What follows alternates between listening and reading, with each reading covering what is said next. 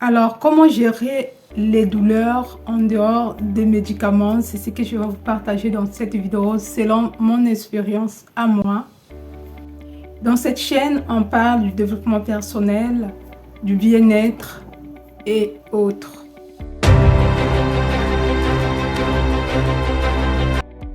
Donc, quand je disais en dehors des médicaments, quelles sont les alternatives que tu peux mettre de façon naturelle pour la gestion des douleurs? Je parle des douleurs, les douleurs intenses, les douleurs musculaires, peu importe les douleurs qui te font souffrir au quotidien et que tu prends beaucoup de médicaments et ces médicaments-là encore te fatiguent.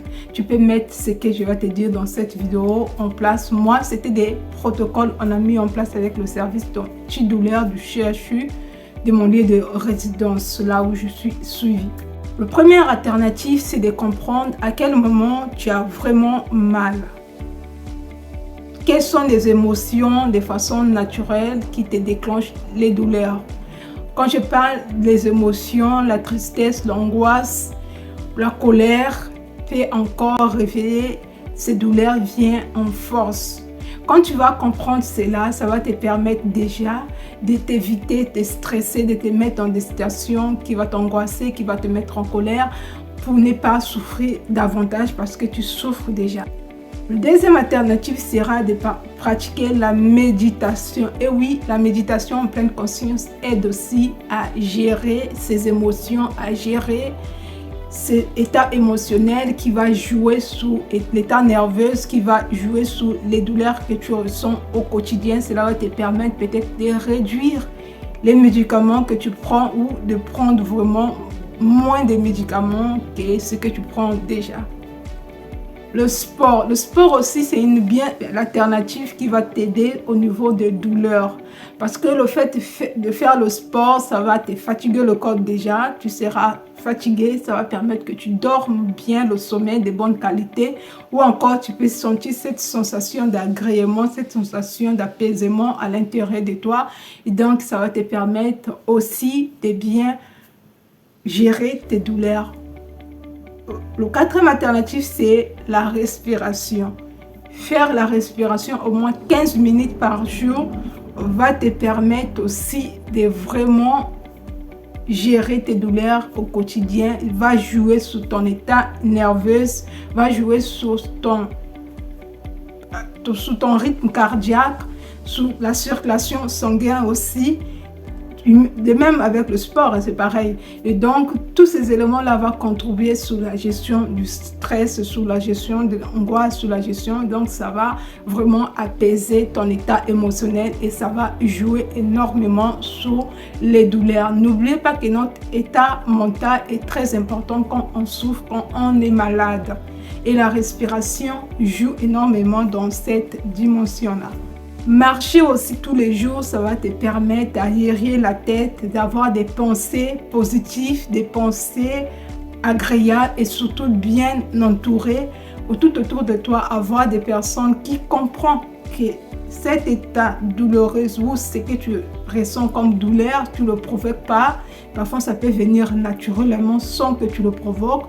Parfois, il y a des circonstances, des humeurs qui peuvent pousser que la douleur augmente et que tu as besoin d'être au calme pour respirer. Moi, à ma part, c'est la respiration qui m'aide beaucoup et le sport. Respirer, en tout cas, moi, ça m'a épaisse beaucoup et aussi de comprendre que je n'ai pas besoin de me mettre en colère parce que même si on ne choisit pas d'être en colère, c'est quelque chose qu'on ne peut pas contrôler, mais déjà je comprends que le fait de me mettre dans cet état-là, même si je suis dans cet état-là présent, je me mets à respirer pour contenir cette énergie-là, que ça ne propose pas, ça me fait pas mal. Donc voilà un peu les alternatives que vous pouvez mettre en place, des protocoles que vous pouvez mettre en place. Vous pouvez même être accompagné au service antidouleur. L'hypnose aussi est très important.